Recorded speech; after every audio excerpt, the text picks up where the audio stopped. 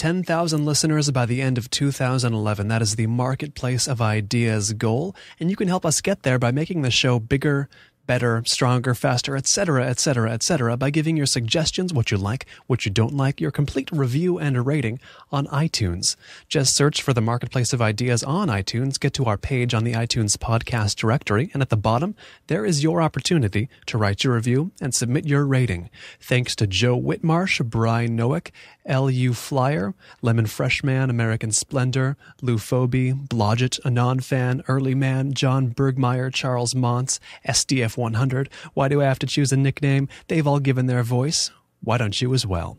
On iTunes, search for the Marketplace of Ideas and leave your review. Tell us what you want to hear more or less of. Make the show better. Help us get to our goal of 10,000 subscribers to the podcast by the end of 2011.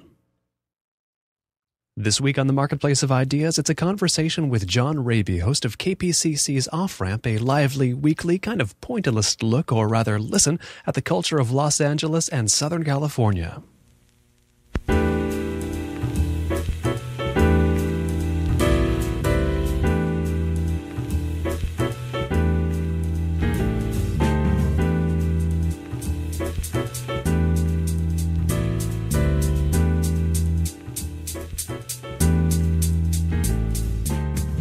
It's the Marketplace of Ideas. I am your man of letters and sound waves, Colin Marshall, here in the official KCSB-FM World Headquarters, which is also the Marketplace of Ideas World Headquarters in Santa Barbara, California, linked up a couple hours, an hour and a half drive south. I'm linked up to a studio down there in the greater Los Angeles region, a little city you might have heard of called Los Angeles, California, is what's the subject of my guest's show today. My guest is John Rabe of KPCC, and he does a show called Off Ramp, which I say is the best audio portrait, or the best radio portrait, shall we say, of Los Angeles that I have ever encountered. John, welcome to the program.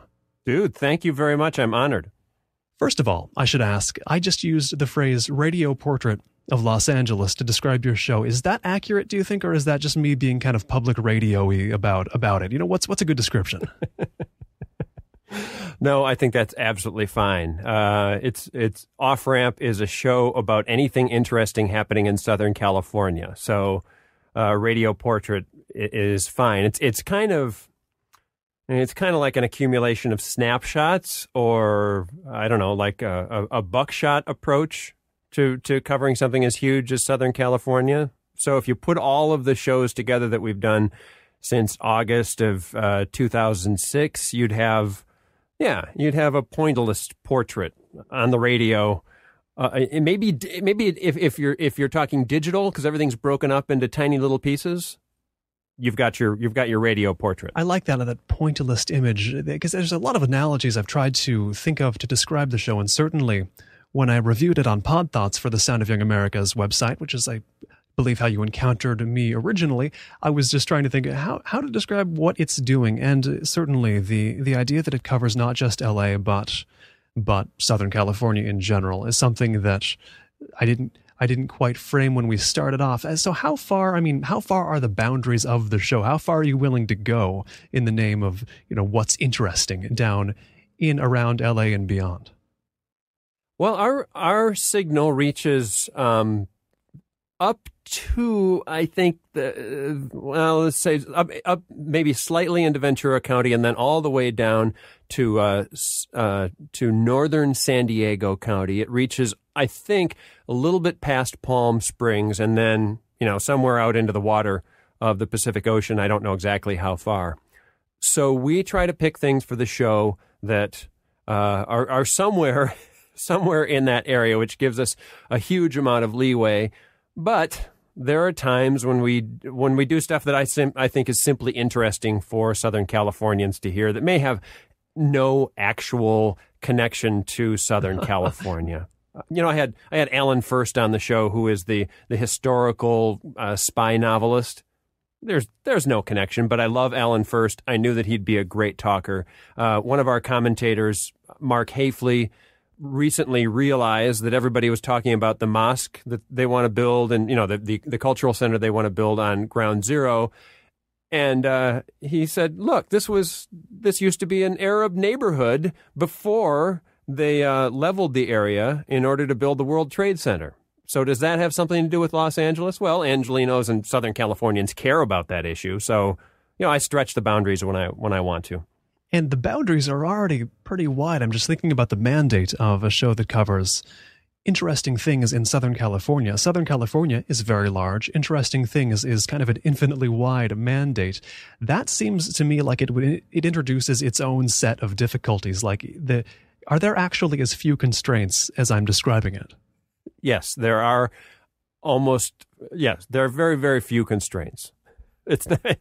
I was simply given the gift by management to do an arts and news show that ran on the weekends, and I didn't want to put any constraints on it. I didn't want to have themes. I didn't want to have holes that we had to fill. You do a show. If you start doing a thing that's a specific thing every week, you've got to fill it, and you've got to do that. Yes. So I didn't want to have any of that. I wanted to just be able to go out and cover Southern California in whatever way I wanted.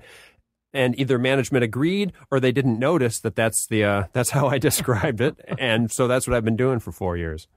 And this idea of a show that is limitless in this sense, or practically limitless, I do wonder, because based on the experiences I've had with public radio and the sort of scrapes I've had with mainstream public radio, it seems like getting that sort of blank check, in a strictly metaphorical sense, a blank check, is tough to pull. How did this come together? Well, I'm going to write down scrapes because I want to hear about some of these, if I'm allowed to ask questions. Well, I came to Southern California in 2000 when Minnesota Public Radio got involved with KPCC, which was a college station out of Pasadena City College. It was in severe budget trouble. It was an eclectic music station. It had something like 150,000 listeners. And I believe at that time was in danger of losing some of its funding. So Minnesota Public Radio proposed to turn it into a news station. I was in Minnesota at the time, dying to come to California to escape Minnesota. I hated the winters.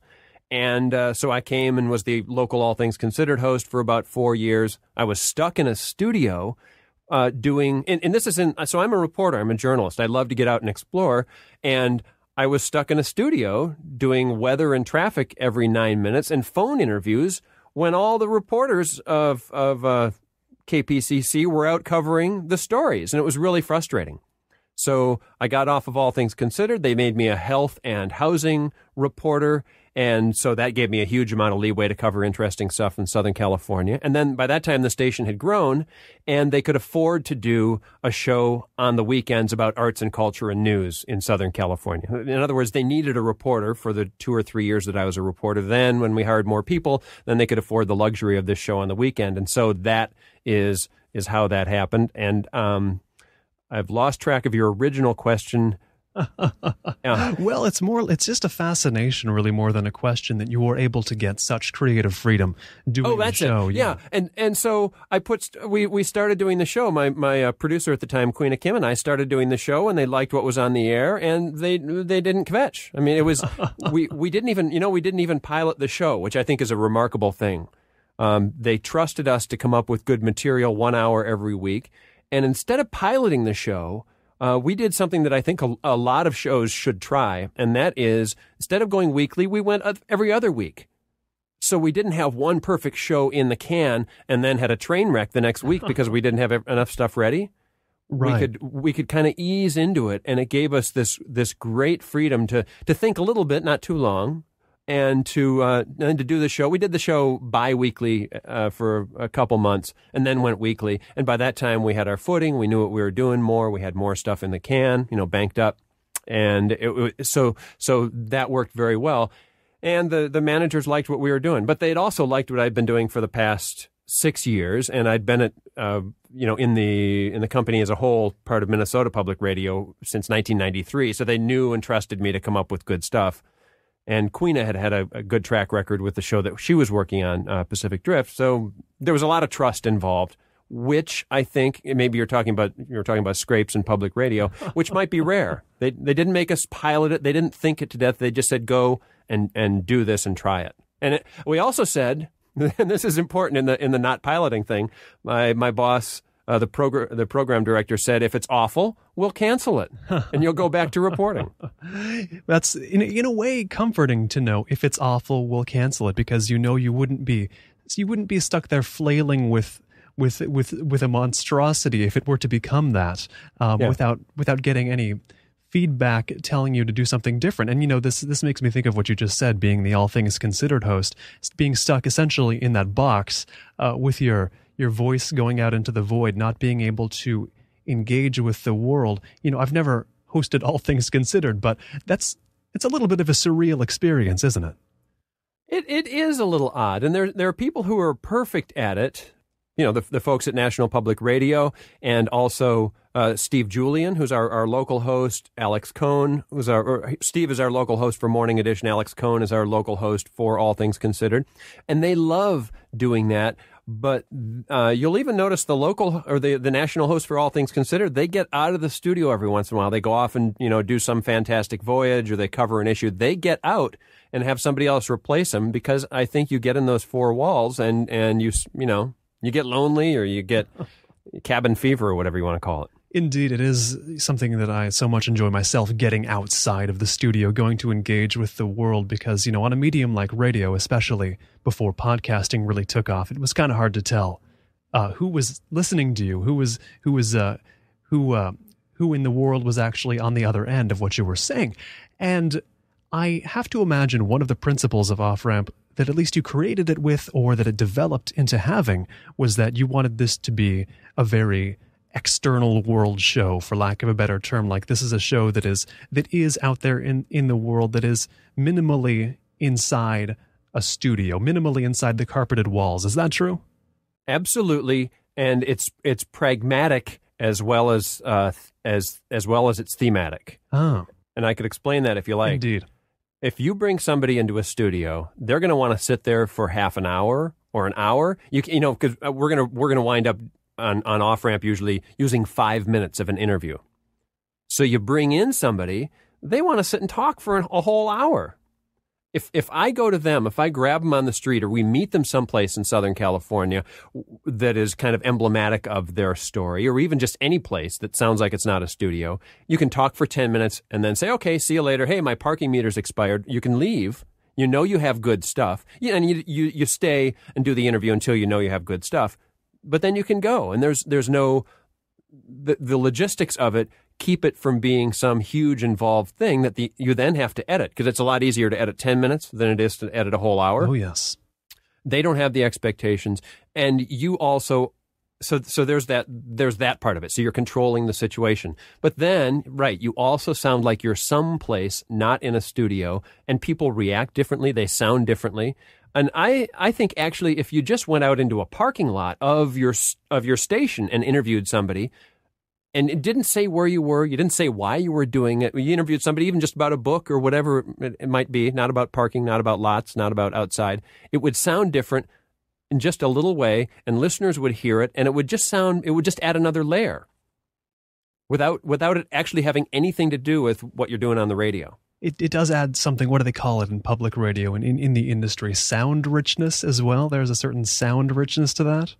Sure, or just a veneer of interesting. A veneer of interesting. That's a term I'm going to remember now. Yes, there is a certain sensibility that Off-Ramp has that avoids a certain pitfall, and it has to do with what you were saying about the necessity to cut down studio interviews and all that. It does seem like, well, on the show we're on right now, we're going to be talking for about an hour, and it's going to run about an hour. And that's one end of a spectrum, certainly, and an end that I find can work very interestingly. And the other end, on Off-Ramp, how you go out into the world and you have these short segments done out in all of Southern California, that's the other side of a spectrum that is also very interesting. And would I be correct to your mind in saying that it's this both, well, let's say Off-Ramp avoids falling into that kind of odd middle state some public radio does fall into, where it's kind of not one thing, kind of not the other? I guess. Tell me more about that. Well, yeah, I do have to clarify this in my mind a little bit. Even as I'm saying it, the idea is kind of coming together. But when you're hearing a show like Off Ramp, or when I am, it's so out there, and out there meaning out there in the world, not out there as in weird, but it's so out there and involved in the sort of material it's covering that it makes a lot of sense for it to take the format it does. Like there's a lot of short segments, for example. The conversations, like you said, you go out there, you grab something interesting, you put it into this pointillist mosaic of the city, and I like that a lot. And I think of this show we're doing here, The Marketplace of Ideas, which it's sort of, in a sense, it couldn't be less out there in the world, because we're here in our studios talking for a straight hour. The people are going to hear a straight hour. Now, if we had to split the difference between those two, I don't think we come out with anything as compelling as either one. Do you agree? I agree, but I think a lot of it has to do with you and me. I think you're comfortable sitting in a studio talking with somebody for a whole hour, and for me, I would get restless. So you can. I have listened to a bunch of your podcasts at double speed, so I could listen to more of them. And you carry the conversation. It sounds like you're interested in somebody for a whole hour, and you pick people who are going to be able to talk for a whole hour. Frankly, I'm very worried that I'm going to be able to say something interesting for a whole hour, but we'll see what happens. Everybody worries about willing that. to risk it. But so that's you, and you're comfortable doing that. Your listeners hear that. It works.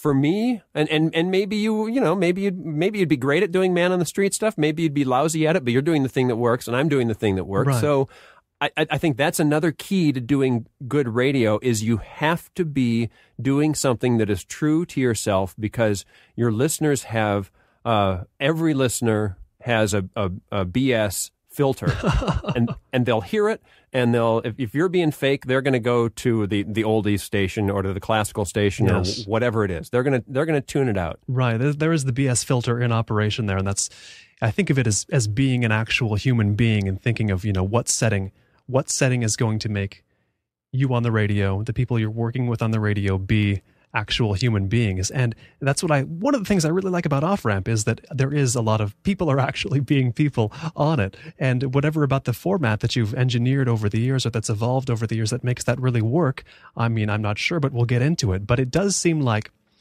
as I was saying, the way that you found works on Off Ramp works well, and the way I do it here works for me. But some public radio that I hear, it seems like they're sort of trying to be everything, and in the process of that, not quite succeeding fully at anything. I mean, have you heard examples of this that were sort of negative examples for you? Like, oh geez, I maybe want to avoid doing X, Y, and Z when I'm putting Off Ramp together. Yeah, let me think of some examples. In the meantime, one of the things I do is when we edit, we barely ever cut out laughing. That's important. If somebody says something that's funny, we work very hard to keep that in. If there are genuine laughs that happen, anything that's boring, we cut out. And I think one of the problems in public radio, and this might help answer your question, one of the problems in public radio is that the producers have a sense that something might be good information on the radio, and that even though it might be boring or not very well presented or explained, that it's okay to put it on the radio because, well, the listeners, this is good information to have out there. Well, I think it's boring. If it's boring, it's boring. You can put it on the web. If it's a text that somebody wants to read at the beginning of their panel discussion, no, that's awful. It's got to be people saying real things, and so there's that. You got to just be not boring. Your show isn't boring. I try to make mine not boring, but a 14-minute interview with a singer-songwriter, I don't care about their story. If it moves, sure, absolutely. Right. But if it doesn't, you got to cut it out. Can I ask you about the scrapes? Okay, sure. The scrapes with public radio, I guess I don't want to oversell scrapes. It's not as if I've gotten in trouble with public radio, but at the same time, and I'm trying to not to name any names, but doing radio stuff as I do and doing podcast stuff. Sometimes I've talked to various public radio people about sort of what they might be interested in doing if I were to do something for them. And I sometimes have come away with the impression on mainstream public radio that some people sometimes think that their audience is barely listening and should be programmed to with that in mind, as if the audience were 100 yards from their radio talking on their cell phone and playing Chinese checkers, and you should make a show that takes that into account. I don't think Off-Ramp falls into that pitfall, which is one of the reasons I'm talking to you now, because your show doesn't do that. But do you know what I mean? Well, this is an interesting question, because I do think that my listeners are listening, most of them, 100,000 of them. Well, let's say my show airs twice. Once Saturdays at noon, and to that show there are, I think, between 65 and 70,000 listeners in Los Angeles. And then Sunday night at 7 o'clock, and there's probably around 30,000, 35,000 people listening then. And then there's another 10,000 on podcast. So the people on Saturdays are driving around in their cars for the most part, going to Home Depot, shopping, going to soccer, doing all the things that people do on a Saturday, vacuuming. And so I do program with the idea, so that's the majority of people, that they're very easily distracted or they can't stay with me for very long. Although, my numbers show that they are listening. They will stay in the car a little bit longer. Sunday nights, I figure that they can listen a little bit longer and more attentively because, you're reading the paper, you're doing the New York Times crossword puzzle or whatever. Podcasting, a totally different animal.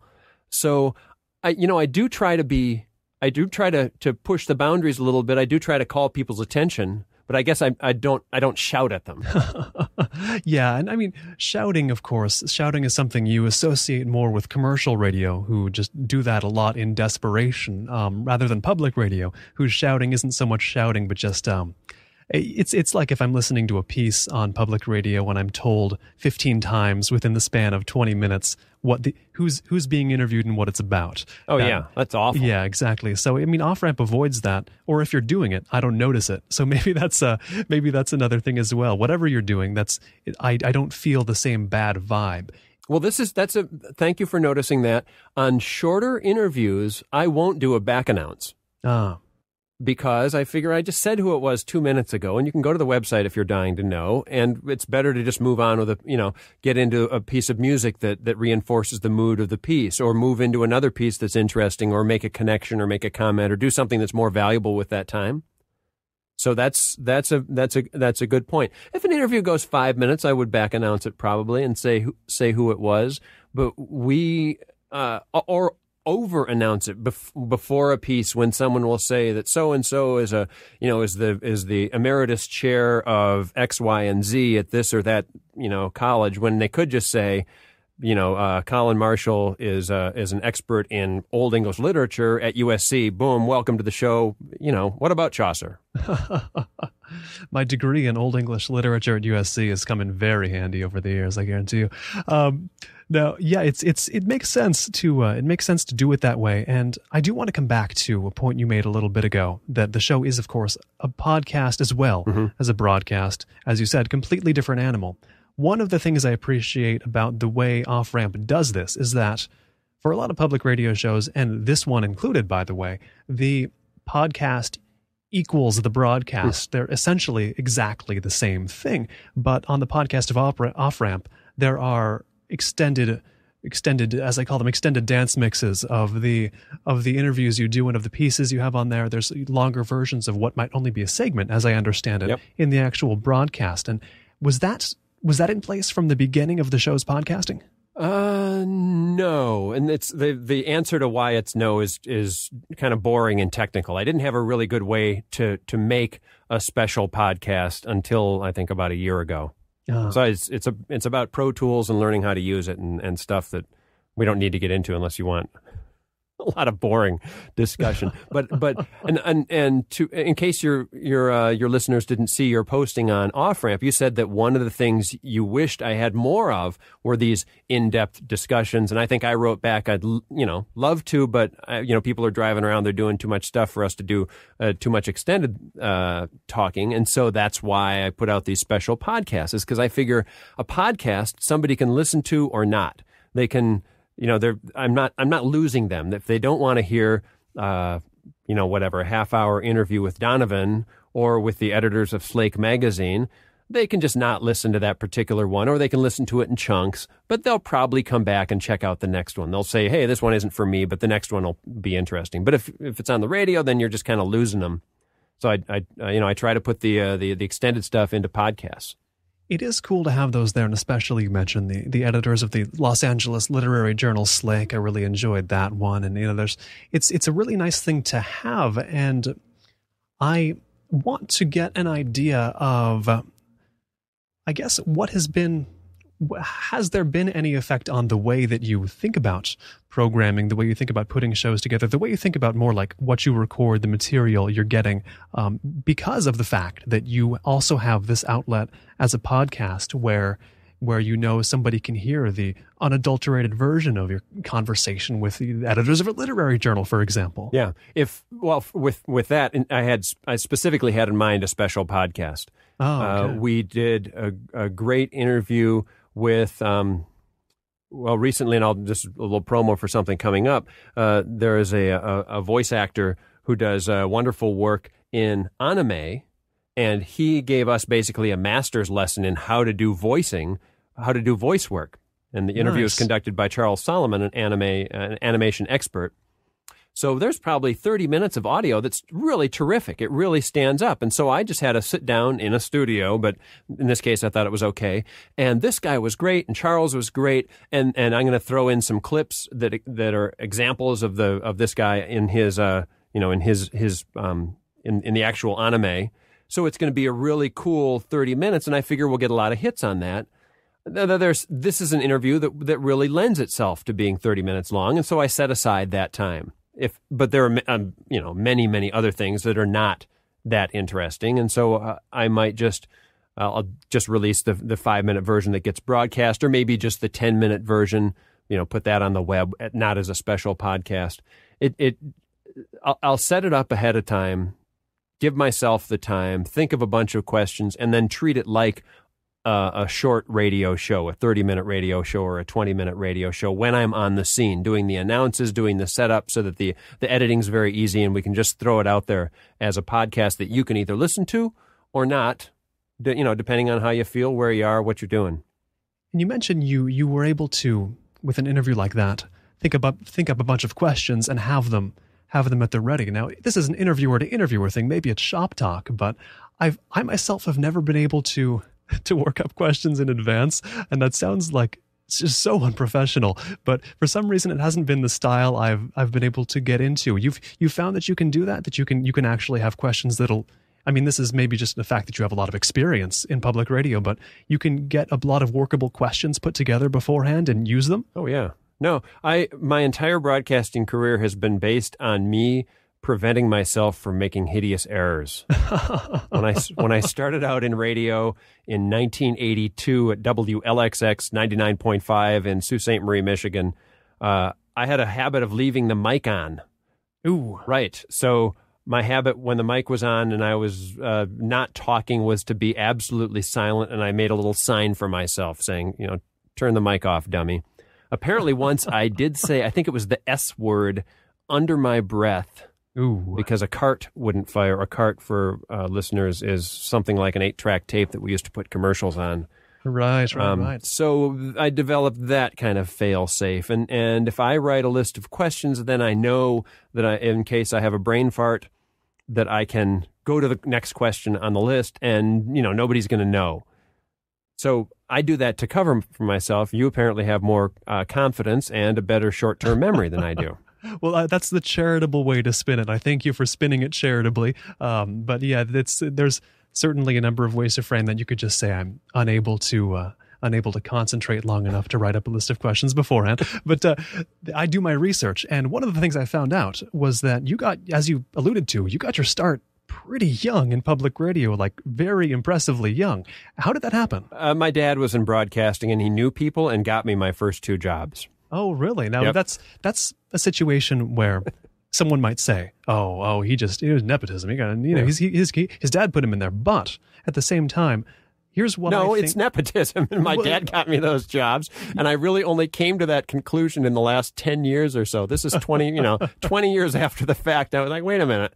No, my dad got me, and then he got me this other job too. I mean, he talked to the people, and I had some skill, but man, I actually thought about playing you some of the tape, but it's just not available. Sorry, Colin. From whenever it was 82, I was awful. And I wasn't, I wasn't a whole lot worse than a lot of other people at a small town radio station, but I was still pretty lousy.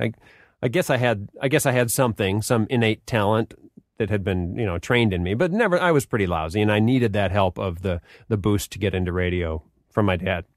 But here's the thing, when this, if we're going to call it nepotism, when nepotism happens, when your dad gets you a job at a radio station, didn't you feel on the inside that you sort of had to, there was another layer of proving yourself you had to do because you didn't want to come off like the kid whose dad got him a job? Like you needed to maybe compensate for the fact that your dad talked to the people there and opened up a space for you? No, I really thought that I got it on my own merits. And I wasn't getting great jobs. Realization. Okay. I didn't get great jobs. The first job was weekend disc jockey. I think it was the Friday and Saturday night shifts, which were and probably Sunday morning as well. So 6 to midnight, and then 6 in the morning until noon at a lousy little radio station in Sault Ste. Marie, Michigan. I got the job because my dad knew the station manager, but also because the guy who had previously done that job had gotten drunk one too many times and had not shown up once again. So even though he was probably more, he sounded a little bit better than I did on the air. I trained on Wednesday and Thursday and went on the air on Friday. And I thought I got it just because I had the minimum skill level, but I also had an enormous lack of self-awareness back then too. Huge, just huge. So when I got the other job at WKAR in East Lansing, which is a reputable public radio station, that job was a reporter job that could only be given to students. It was kind of I guess it was kind of a work-study thing. So that was perfect for me too, except, Colin, and I'll tell you this, and I'll tell the world this, that within 2 or 3 months of me doing this job, I wrecked the station car on the way to one of the reporting gigs and had to bum rides, take the bus, and ride a bike for about a year after that until they trusted me enough. I almost lost it. What, you wrecked, as in the car this was not operable as a car anymore? Oh my. I was going southbound on Hagedorn Road, approaching Mason. There was a very sharp 90-degree left-hand turn, which they may have fixed by now. I was going 40. I thought I was hot stuff, and put it into a turn, rolled right over onto the car's roof in the ditch. Was in my seatbelt, so my life was saved, but I can still feel that impact. And that is when a little bit of the self-awareness came about. That's one of those things in life that's going to give you self-awareness. I mean, awareness of one's own mortality. You idiot. Definitely. Right. But it's my own idiocy as well as more than morality. It was just idiocy. Like, you idiot. What are you? Gee, good. Throw away this job that you kind of need. I have no idea what I would have done if they hadn't been kind. That my boss just said, "Well, just keep your head low." If you've just tuned in, this is the Marketplace of Ideas. I'm Colin Marshall. My guest is John Rabe, host of KPCC's Off Ramp, a lively weekly look at Los Angeles and Southern California, its culture, its people, its places, its things, its goings-on, everything. If you'd like to hear this show again or any other interview in the Marketplace of Ideas archive, visit colinmarshallradio.com, the official Marketplace of Ideas website. It's all there. Or search for the Marketplace of Ideas on iTunes, even more convenient still. If If you have any feedback, questions, comments, whatever, please do not hesitate. Send it along to Colin, Colin, at colinmarshallradio.com. Once more, that is Colin at colinmarshallradio.com. Now, let's get back to the conversation with John Rabe. Yeah, you wrote it out. I mean, obviously, it blew over for you. Yeah. And well, and they called me Mario for a while. Oh, yes. They probably couldn't let that level of driving prowess not go alluded to, in the years that followed. But it's a small price to pay, I suppose, ultimately. And since you got started so young, you've seen a lot of change in how public radio is, just the sort of form of, if you want to call it, information or entertainment or education. I mean, there's arguments about that as well, but you've seen the nature of public radio in America change a lot, I assume. I mean, do you think that it's done that since you've started? Oh, yeah, and I can tell you why in 2 words. Ira Glass. Oh, just him, huh? I think that Ira Glass probably has more to do with the success of public radio than any other single person, probably. I'm extremely jealous of him, but I think it's true. I think I was working at WHYY in Philadelphia back in 1991, I was there 91 to 93, and that's when they started doing the David Sedaris elf stories. Yeah, Santaland Diaries. Yeah, public radio had never heard anything like this before. It was dirty and sexy and profane, and Sedaris sounded extremely gay. And this was on Morning Edition. This was on I don't know how they ever, did somebody have naked pictures of somebody? I don't know, because this was not public radio at the time. But then they ran it. People liked it. Nobody died. And so they thought, maybe we can be interesting. And then, do you remember when Ira was reporting? Was it Garfield High School? It was a school in Chicago, a high school, and he went in and reported the students' stories, and he recorded everything, talked to administrators. Those were wonderful pieces like nobody had ever done before. Right. And I think he really broke ground in there, bringing real people's voices on the radio. And then he started doing This American Life, and there are some things about it that drive me absolutely crazy, and I don't listen to it regularly. The music under the stories. I mean, he could drop that now. But right. But that let stories here we're talking long stories. Long pieces get on the radio, and pieces with regular people in them. And I think that my show is quite different from This American Life. A lot of people think it sounds just like This American Life, which is fine. As long as they listen, they can think what they like about it. But This American Life definitely opened the doors for Off-Ramp to happen. And you can hear it in other stories on the radio. That just your normal piece on All Things Considered or Morning Edition, I think, is 50% more interesting and sound rich, with more real people in it and not the talking heads. I just think that's absolutely Ira Glass breaking that ground, showing that it can be done, and raising the expectations of listeners. And meantime, National Public Radio's numbers, even for Morning Edition, are huge. I think he was, they were above Howard Stern when Stern went to satellite. Just huge numbers.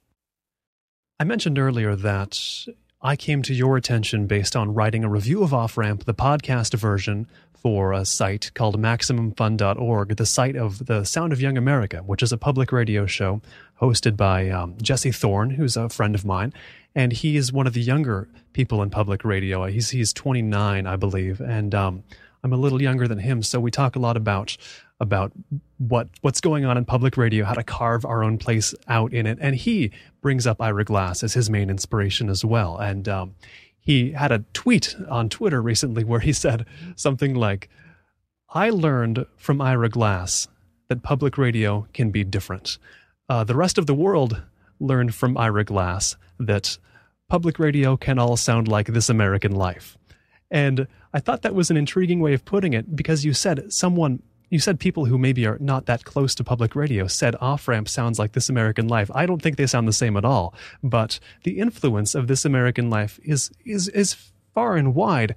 And do you personally hear a lot of, for good or ill, a lot of the This American Life sensibility getting entrenched in public radio? Oh, yeah. I think yes, absolutely. And I think it's a problem. And fortunately, I can't remember any names right now, so I won't be naming any names. But yeah, I think producers will think, oh, we should put some music under this piece. Right. And it's just absolutely not needed. The voices are compelling enough.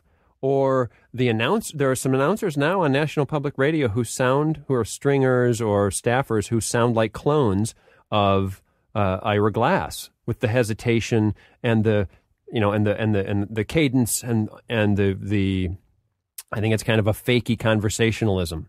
You're on the radio. Sound like an announcer. Just sound like a person. You don't have to be and then anyways and all that stuff. No, that's awful. That's wasting time that you could be spending putting people on the radio who are not the announcers. So I do hear that. Sometimes you can just tell a story straight. Maybe it is just a cut and copy story or whatever. I can't think of any examples right now, but people might try to get too creative and here we are at a diner, talking about this or that, because diners are hip and cool. Just, go out and talk to people. Now, Off Ramp is a Southern California show. Do you hear it? Do I hear the influence of Ira Glass? Yes, the negative influence. Oh, well, I mean, yes, Jesse and I have had the conversations about this in the sense that we bemoan it less for making people think that they have to put music under things, as just sort of having a mind of inducing a mindset where This American Life becomes the sound of public radio, and thus something has to sound. The things that don't sound like This American Life sound less like public radio in the public consciousness, even though there's no real reason for that other than a lot of people imitate Ira Glass. Yeah. And that's about the extent of my thoughts on that. But So it opened it up and closed it a little bit at the same time. It's a strange opening and closure. Yeah. It is bizarre, because I do think of the best success stories public radio has had in the past 15, 20 years, and there have been This American Life and Wait, Don't Tell Me.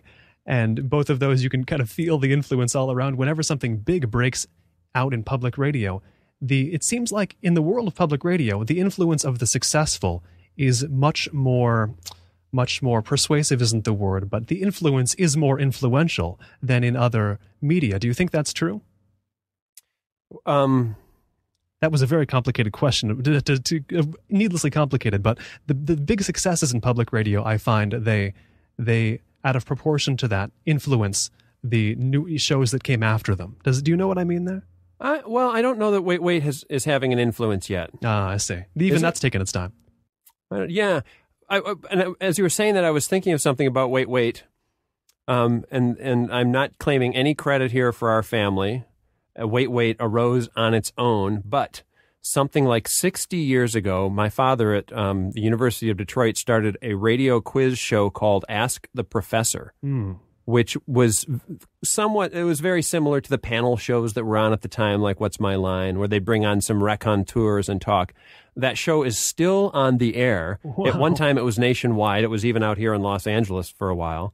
And now I think it's just in Detroit. But I just wanted to put that plug out there for Ask the Professor, probably the longest running radio show out there, with the exception of probably some local ones and maybe the Met Opera. That sounds good enough and intriguing enough that I think it needs to be brought back to national prominence. Well, we'll have to, Wait's numbers are huge. Yeah, their numbers are huge, but I think like anything else, if you have a competitor close on your heels, everybody is a little more on their ball, All right. But I'll bring it back. Good. I'll see to that. I'll check on that. And I was going to ask this about Off Ramp, which is that we mentioned it is a Southern California show. Its boundaries extend to the whole region you could define as Southern California. And certainly, listening to the show, I hear pieces from all over the place. But I do think of it as an LA-centric show, even though KPCC is Pasadena-based. I think of it as a good reflection of the city of LA specifically. And I mean, I'm using almost a purist's definition of LA because it sort of feels like what I consider LA to be. And do you think of it as a show that centers around LA, or is it more really just straight broad-based to you?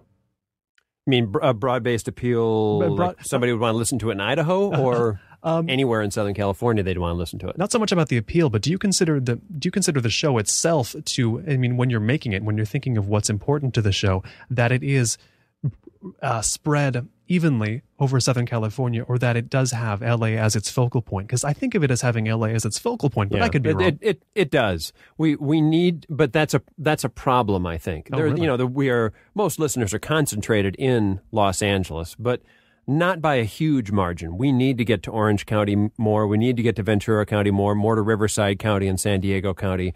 Small staff. I think we need to reach out more, so it's a problem. But you're right that it is LA-centric.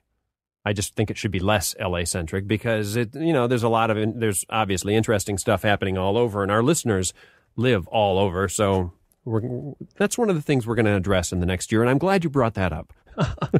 Right, but there's so with LA there. I mean, there's so much going on there that it has to feel like at all times, you're neglecting something interesting specifically in LA just because of the sheer amount of culture that is there. I mean, I'm with Werner Herzog when he said that LA is the prime cultural producer in North America, and it's got to be the case that the fact that you could rely on a few blocks of LA to provide everything you needed for the show. That's got to be an influence that you've got to counterbalance, maybe. Yeah, it'd get boring. I think if we just did Mid-Wilshire or just did Silver Lake, I think it would absolutely get boring. It would start to sound like itself too much, and the show would lose a huge amount of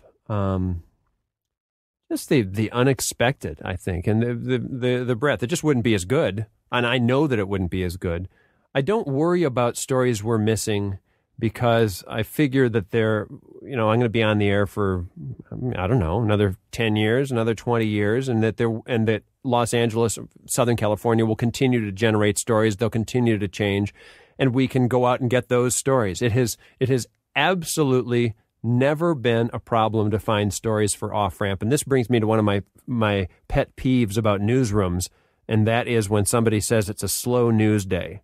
Anybody who says it's a slow news day is a reporter who does their reporting by phone, not getting out in the street. If you just get away from the phone, get away from the desk, go walk out and talk to people, knock on some doors, say, hey, what are you thinking? What's your agenda? What do you think should be included in the news today? What's happening in your neighborhood? What are your politicians up to? You ask them any of those questions, you're going to get news.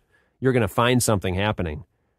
And I just hate it when people say, oh, it's the summer doldrums and there's nothing happening. Drives me absolutely crazy. Get out. Go on the street with a microphone and talk to people. How do you know what they're going to tell you? Because if they're sitting at their desk, they're saying, oh, I know what they're going to say, aren't they?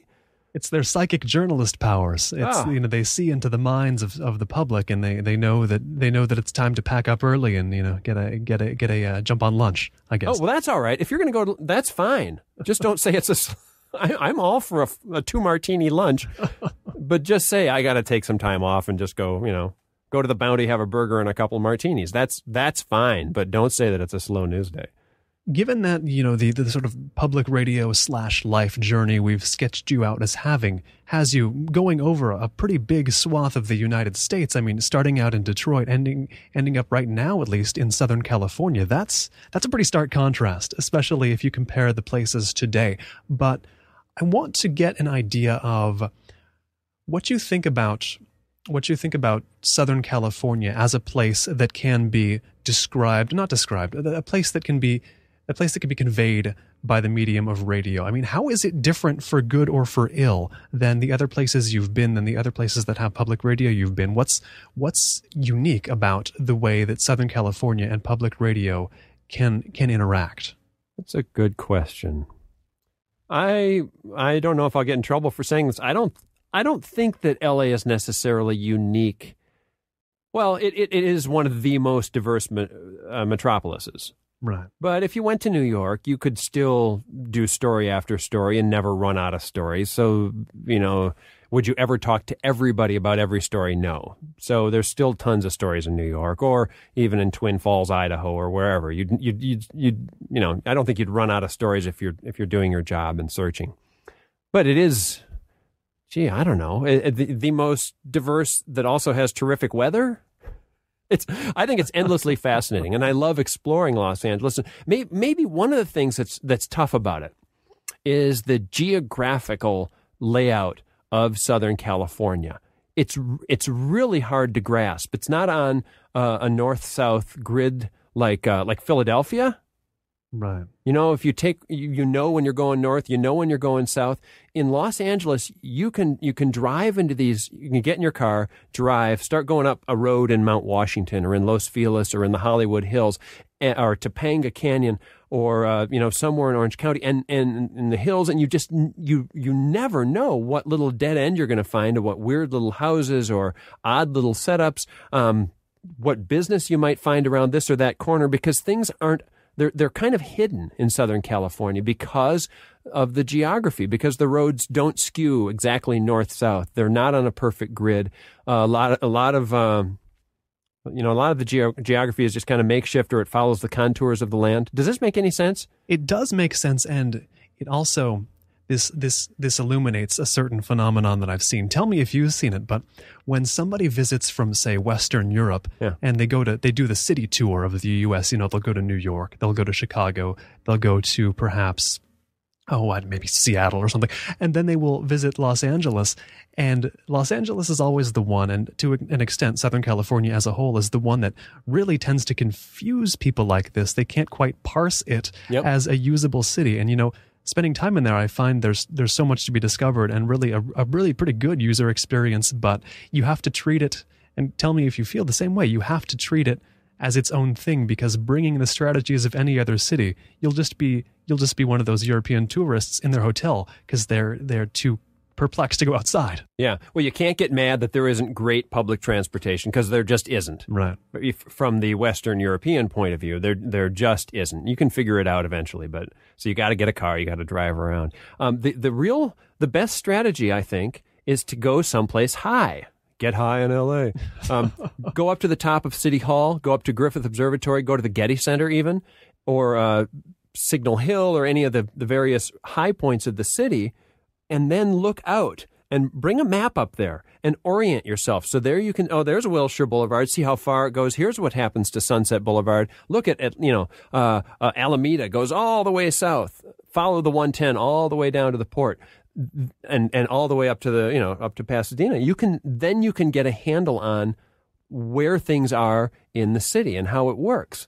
It's a strategy that fortunately, I had somebody do that with me like one of my first weeks in Los Angeles, so it helped me immensely. But I have to keep going back up and checking out the city. And so if you're from Europe or from any place in the U.S. besides Los Angeles, you got to go high in the city to see all of it.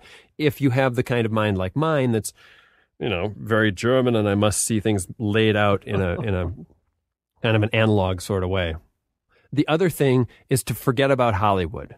Go walk down go look at the stars on Hollywood Boulevard. That's cool, but you got to remember that Hollywood is 5% of Los Angeles in any kind of real way. It's a wonderful legacy. It's fun to talk about. Celebrities are fun to talk about and to talk with. But if you concentrate on celebrity, you're going to miss 95% of what Southern California really is. You're going to miss all the interesting neighborhoods, the historical sites that have nothing to do with Hollywood. And this is a problem I think that NPR has, is that they're always trying to featurize stories out of Southern California and connect them to Hollywood somehow. Right. NPR did a piece about the Los Angeles Police Department that was a serious story about, I think, problems in the LAPD or choosing the new chief or something. And they used music from Dragnet in it, and the whole setup was Dragnet-esque. If when they're choosing the cop, the top cop in New York or Philly or D.C. or Miami, they wouldn't use Miami Heat music or not Hill Street Blues, NYPD Blue music. They wouldn't do that. You'd say, "Oh, this is a serious story. We can't screw around with it like that." But for some reason, they think you can screw around with Los Angeles this way, and I think it comes off as being very disrespectful. Oh, geez, I'm so glad you said that, because that's something I think about all the time, and it gets at an element of off-ramp as well that I enjoy, is that, yes, as you said, the industry, as they call it, is 5% of what's going on there. It's hardly the industry. It is an industry, probably not even the biggest one in LA. It might be, but I doubt it. And all the interesting stuff is, to me, it's outside of the mainstream film and TV production industry going on there. You kind of have to, getting around that for me is task one of LA. One of the things I do is I do a lot of stuff in filmmaking, and I probably will be going to LA soon. And everybody says, oh, you want to be near Hollywood, don't you? And I'm saying, no, that's the sacrifice. I like everything else in LA. Being near Hollywood is the burden I will have to bear to get all the other cool stuff that Hollywood bleaches out in the public eye. It sounds like you have a little bit of the same feeling about how that phenomenon works there. Yeah, it's just another thing that drives me crazy. But I love entertainment. We just had a great piece on from actor Christopher Murray, whose mom is Hope Lang and whose dad is Don Murray, talking about all the celebrities he knew as a kid. And we had a piece just before that about an encounter with Mel Gibson. I do as many star interviews as I can because I find them fascinating. I love to cover it, but I don't feel like you have to have it bleed into everything else you do. It just doesn't really define Southern California. And it does remind me of a line you wrote, I believe, on your blog, where you said you didn't want the show to contain any of the usual insecurity about LA you can sometimes hear from the city's defenders. And even I have to say the phrase "the city's defenders" says something there that it's something that has to be defended against an onslaught of criticisms. It sounds like this is going to be a continuing mission for you in the show, is just to not to argue against the people who are saying who make apologies for LA, but just to sort of avoid them entirely, to treat them like they're not even there doing that. Yeah. This was we talked about this in the long Slake interview, and Slake, for people who don't know, is a literary quarterly that is a grand experiment by Laurie Ochoa and Joe Donnelly. It was a beautiful 200-page literary quarterly on actual paper. I think they have enough material for a second edition. They may not have enough for a third or a fourth. We're waiting to see. But if you like that kind of stuff, go check them out. And reading the first edition, it came to me that they included a story about surfing. They included a story about punk rock. They included a story about celebrity, but they did it in a way that was just about those things because they were interesting, without being insecure about it, without saying, hey, it's Southern California, you got to talk about surf and that's what it's all about. They didn't do that at all. And I hadn't even noticed after I put down the book, after reading it, that they had covered all these quintessentially Southern California things. In doing a piece about, I think one of the things we said in that podcast was, in doing a piece about a museum in Southern California, some people would say, well, you'd never expect to find a great museum in Pasadena, but there is one. Come on, the museum is there. Don't waste that 10 seconds talking that kind of trash. Just go and report on the museum. If it's an interesting place, it'll rise to the level of being interesting all on its own, and you can just tell its story. It's also, I think, when people do that, it's lazy thinking. It's a bad habit, and they need to just cut that stuff out of their scripts and then put in interesting things in that, in those time wasting areas. So can we say Off Ramp maybe has a credo of just interestingness, no apologies? Yeah, that's fine. Well, I might apologize if we didn't bleep out a swear word. Yes. I know what you're saying, and I agree, yes. The name of the show, once again, is Off Ramp from KPCC. John Rabe, thanks so much for taking the time to come on the show today. It's been a real pleasure. The hour went by incredibly quickly. Thank you for making it an actual pleasure, and I'm not nervous anymore. If you'd like to find out more about John Rabe and Off Ramp, visit Southern California Public Radio at scpr.org. This has been the Marketplace of Ideas. I've been Colin Marshall. You can hear this interview again or any other in the Marketplace of Ideas archive by visiting colinmarshallradio.com or by searching for the Marketplace of Ideas on iTunes. A very convenient way to do it. You can visit the site of Ben Althouse, the man who produces our theme music, at benalthouse.com, and you can send your questions, your comments, your pluses, your minuses, your suggestions, whatever you happen to have, to me, Colin, at Colin at colinmarshallradio.com. That is Colin, COLIN, at colinmarshallradio.com. Thanks, as always, for tuning in, and we will catch you next time. The child that could write his own rhymes.